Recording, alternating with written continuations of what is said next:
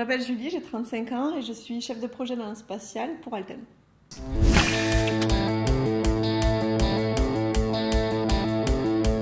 Donc, je suis responsable d'un centre de service chez un grand acteur du spatial à Toulouse. Alors nous, on ne construit pas le satellite, on le teste.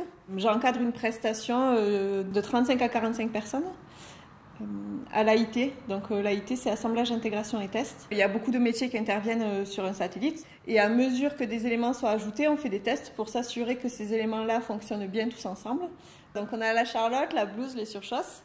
Et effectivement, on connecte au satellite nos appareils de mesure, on lance les tests, on paramètre, on configure le satellite comme il va bien pour ce test-là. Et ensuite, quand les résultats sortent, on vérifie qu'ils correspondent à ce qui était attendu au cahier des charges. Et quand ça ne marche pas, on cherche pourquoi ça ne marche pas.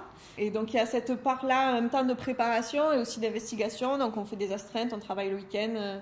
Et aujourd'hui, ça fait 12 ans que je travaille dans cet environnement-là et je trouve ça encore exceptionnel. Et quand je vais en salle blanche, je garde les mêmes étoiles dans les yeux de me dire « Waouh, ça va partir dans l'espace, c'est incroyable ». Quand j'étais au lycée, mon prof d'électrotechnique m'a dit « Tu es une femme dans un milieu d'hommes, il faudra que tu sois 2 fois plus rigoureuse ». Et au final, je suis pas sûre d'avoir suivi ce conseil. Justement, il faut montrer que c'est pas vrai, qu'on a autant notre place que les hommes. Il y a de plus en plus de femmes qui arrivent dans ces métiers de la technique et qui postulent. Ça reste encore très, très discret. Hein.